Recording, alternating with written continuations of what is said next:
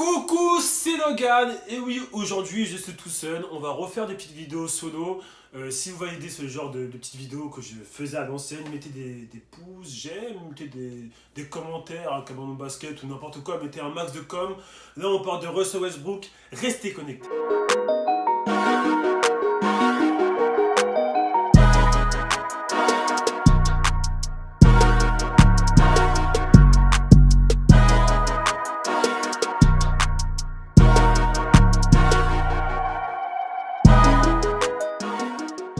Mais qu'est-ce qui se passe en NBA? Donc moi j'ai fait mon petit top 3 des joueurs qui pour moi n'allaient pas quitter leur franchise. Donc il reste encore deux restants, Damian Lillard et Stephen Curry. Et j'avais mis Russell Westbrook parce que pour moi Russell Westbrook ça fait depuis 2007-2008 qu'il est à OKC. Et à aucun moment de ma vie, même quand il a donné la affirmation qu'il voulait être trade, je n'y croyais pas. Encore moins Houston. Mais on va revenir sur ça. Donc j'ai envie de refaire un petit récapitulatif de OKC. Parce que pour moi c'est une équipe, il y a quelques années, même il y a 10 ans, pour moi c'était l'équipe qui avait tout niqué en NBA. Attends, quand t'as Serge Ibaka, t'as James Harden, t'as Kevin Durant dans ton équipe, t'as Kendrick Perkins et Russell Westbrook, tu te dis mais merde, comment on peut perdre? Bon, ils étaient encore jeunes, ils ont des excuses, tu vois. Mais quand même, faire des finales de playoff et après trade au fur et à mesure de l'équipe, c'est pas ouf. Donc je vais revenir, avant de parler d'OKC, pardon, je vais quand même revenir sur ce qui se passe en ce moment. Donc Russell Westbrook envoyé à Houston. Houston envoie Chris Paul et deux premiers tours de draft protégés 2024-2026 à OKC. Plus deux pick swap 2021-2025. Deux pick swap, c'est en fait OKC a le choix de choisir entre leur pick ou le pick d'Houston. Donc en vrai ils ont pas mal d'armes quand même, on va pas se mentir, OKC. Et on va revenir aussi sur le cas de Chris Paul après vers la fin de la vidéo. Mais en gros, pour revenir sur l'histoire de OKC, tout se passait bien au début et moi j'ai mis 3 tournants qui expliquent le choix, le fait de quitter, le fait que Kevin Durant, Nanani ont quitté OKC. Donc le premier tournant, bien évidemment, c'est la finale des playoffs quand ils perdent contre le Heat de LeBron James, D-Wade et tout ça. Ils perdent, bon, ils sont encore jeunes, donc ils manquent d'expérience pour les playoffs. Ils perdent juste après ça James Harden. Mais après, James Harden, c'est pas trop une excuse. Parce que c'est pas comme Kevin Durant ou autre. En fait, lui, c'est que le front office du Thunder voulait pas payer des luxury tax. Il devait faire un choix entre, si je dis pas de bêtises, Russell Westbrook, James Harden et Serge Ibaka. Et dans les trois, ils ont tège James Harden. Voilà. Et quitté 6ème homme à l'ancienne à OKC. Donc là, on se dit ça. Deuxième tournant pour moi, c'est la remontada contre les Warriors. Ils se sont fait remontader. Ils gagnaient 3-1. Oui, j'ai conjugué le verbe. Ils gagnaient 3-1. Je sais pas ce qui s'est passé. Si je dis pas de bêtises, c'était en 2015. Et ils se sont fait remontader 4-3 par les Splash Brothers. Et là, moi je suis Kevin Durant. Je me pose des questions, tu vois, en mode on gagne 3-1. La Russell Westbrook qui fait que de croquer. Moi, je suis un des meilleurs joueurs de la ligue. J'ai envie de gagner des titres. Est-ce que je dois rester avec un mec qui pense qu'à sa tête, qui pense qu'à ses stats, qui à chaque fois qu'on va au playoff, on se fait niquer, ou je pense à ma gueule, je vais dans une équipe où la cohésion est pas mal, entre parenthèses les Splash Brothers, les Warriors, et je gagne mes titres, et après je me casse et je me fais gagner un titre à moi-même, tu vois, sans aide de personne. C'est ce qu'a fait Kevin Durant. Bon, il a pris vraiment la facilité parce qu'il est parti dans une équipe par laquelle ils se sont fait remontader. Donc après vous connaissez la suite, on a ensuite Ed Snake. Mais au moins il a gagné ses titres. Et puis ensuite il est parti à Brooklyn.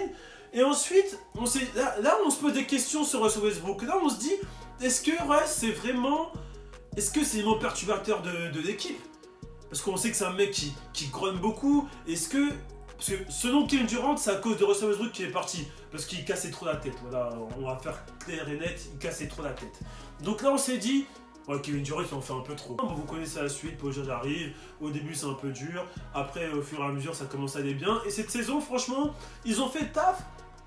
Et pour moi, le troisième tournant, c'est ça. C'est quand ils ont perdu au playoff contre Portland et Damian Lillard met un face, met le panier de la victoire face à Paul George. Et pour moi, ça a joué. Pour moi, tout part de là. Pour moi, le troisième tournant, le départ de Paul George et tout part de là.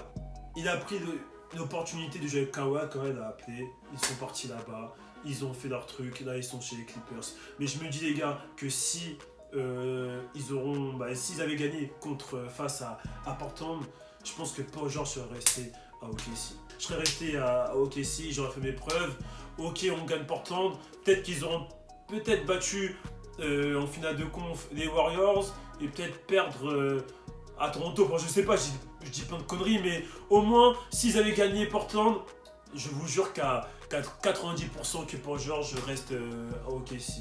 Après, les gens disent, les médias disent que, même, je pense que Paul George va dire ça, mais ouais, Paul George est parti parce que voilà, Kawhi a engrainé, ça c'est vrai. Mais moi je suis pas si sûr, je sais qu'il s'est passé un truc, je pense, en interne avec Russell Westbrook, et que Paul George ne veut pas nous dire, ou même la NBA nous cache, mais je pense pas que l'année dernière tu étais en mode je reste à OKC, et là cette année tu pars comme ça et t'es tout content. Je pense qu'il s'est passé un truc en interne.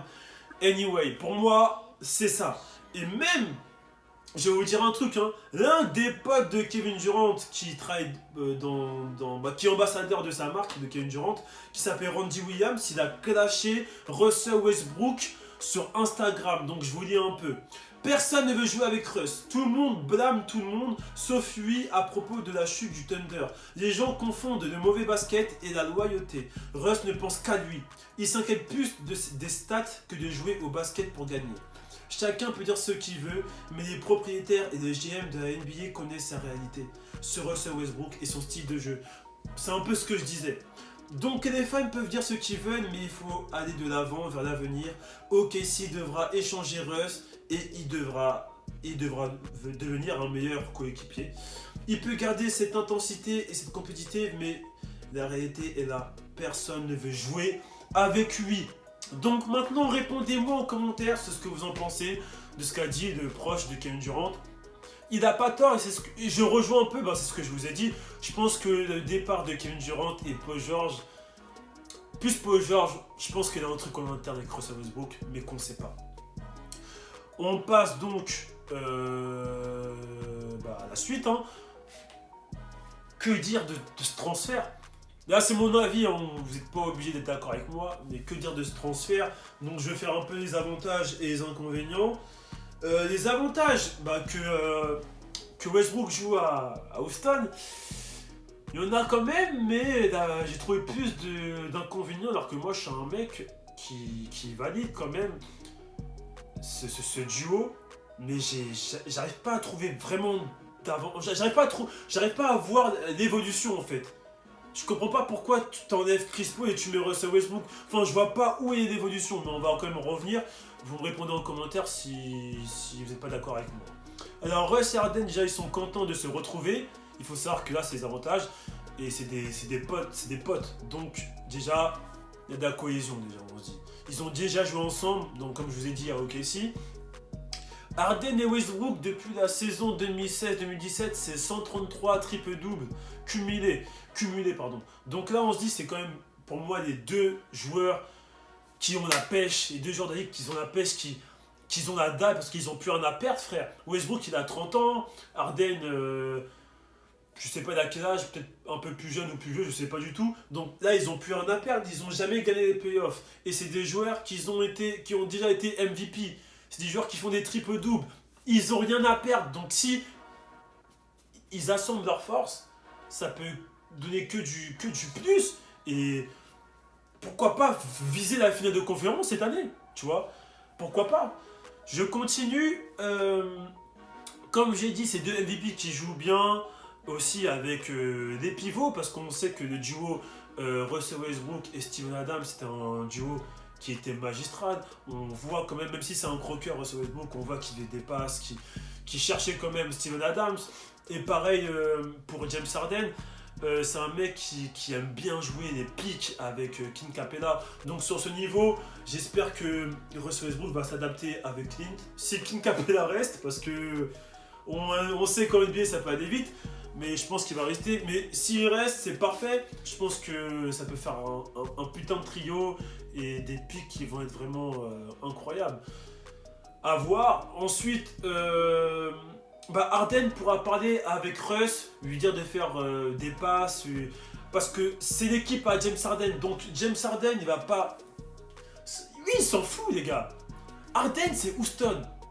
Vous voyez ce que je veux dire? Donc si Russell Westbrook, il commence à faire comme à OKC, Harden, il va stopper, il va dire, mec, c'est mon équipe, je sais ce qu'il faut faire pour gagner.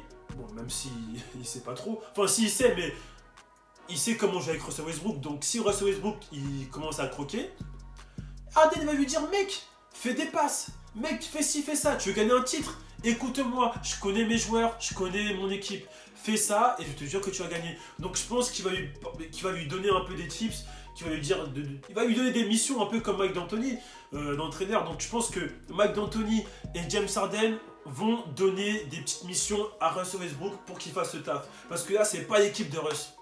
C'est pas OKC, là c'est l'équipe d'Harden. Donc en plus de ça, c'est son pote. Donc il n'y aura pas vraiment d'ego sur ce côté, tu vois ce que je veux dire? Donc il a intérêt à écouter Russell Westbrook. Et là on passe aux inconvénients. Alors déjà Daryl Morey avait assuré que Chris Paul n'allait pas être transféré. Et tout ça c'est à cause de Paul George qui a enclenché tout ce qui se passe actuellement entre Houston et OKC. C'est à cause de Paul George et son départ. Le problème que j'ai pu voir, les plus gros problèmes, là j'ai des avantages, là je veux dire les plus gros problèmes, vous savez déjà, hein, deux croqueurs, c'est possible qu'il y ait une tension avec les autres joueurs. Il faut savoir que Harden et Westbrook, c'est plus de 40% d'utilisation par match là-bas, donc ils possèdent vraiment plus de 40% là-bas dans leur équipe.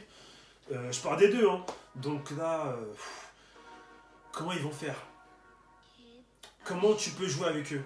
Comment Eric Gordon, qui lui aussi aime bien avoir la balle, comment il peut avoir ses shoots, comment il peut avoir ses dribbles, comment il peut avoir des fois son isolation? Comment il fait? Harden et Westbrook, c'est le même style de jeu. Isolation, tu dribbles 50 fois pour tirer. Comment Mike D'Antoni va essayer de trouver des systèmes? Parce que là, on parle d'eux, mais il y a aussi le coach qui a un rôle très important. Mike D'Antoni, au playoff, c'est aucun système. Pour moi, je vois pas de système. C'est isolation, Harden qui dribble, qui va au panier, ou sinon qui fait la passe sur le côté à PJ Tucker ou à Eric Gordon. Mais il n'a pas vraiment de système comme chez les Spurs ou comme on peut voir chez les Warriors. Et ça va être un très gros problème quand tu as les deux plus gros croqueurs de ton équipe. Là, il faut des systèmes. Et il faut les calmer. Parce que des fois, Harden, il a quand même un gros comportement. On a déjà vu son bruit avec Chris Paul. Russell Westbrook, personne ne veut jouer avec lui si on entend les gens parler. Donc là, il faut trouver une solution. Et il faut la trouver maintenant, la solution. Pas dans 2-3 mois, maintenant. Parce que les playoffs, ça va aller vite. Et il y a des équipes comme les Lakers, comme Brooklyn, ou je sais pas, comme Utah Jazz, comme des Clippers qui sont chaudes là. Quand Leonard il parle pas, mais il agit lui. Vous voyez ce que je veux dire? Donc il faut trouver une solution. Je me suis pris pour un coach de ouf là. Ensuite, quel système sera mis en place? Avec les transferts, les Thunder récupèrent 8 premiers tours de la draft, donc ça c'est un peu un inconvénient, mais au calme, t'as Russell Westbrook, donc ça peut. Voilà. Le contrat d'Harden et de Westbrook, parce qu'ils ont un très gros contrat, hein. À voir ce qu'ils vont faire, parce que là pour l'instant on n'a pas eu trop de transferts, de changements de la part d'Houston, ils ont gardé leur équipe, donc à voir qu'est-ce qu'ils vont faire, tu vois, le business en parlant, qu'est-ce qu'ils vont faire, est-ce qu'ils vont envoyer des joueurs par-ci par-là à l'Est, ou ils vont garder ces joueurs? S'ils arrivent à garder ces joueurs là, c'est parfait, mais à voir. Et c'est tout ce que j'ai trouvé, mais c'est vraiment tout ce qui est ego aussi, parce que je pense qu'il y aura quand même de l'ego, même si c'est des potes. Et c'est la possession de balle. Comment ils vont trouver, comment ils vont faire pour jouer ensemble? Ok, vous allez dire ils ont déjà joué ensemble, mais c'est pas le même James Harden qu'il y a. C'est pareil pour Russell Westbrook. Donc à voir. Et après moi, qu'est-ce que je pense de ce trade? Je trouve que c'est une nouvelle saison, c'est une nouvelle aventure. Il faut tout reprendre à zéro et se donner à fond. et se dire merde, là il faut jouer le titre.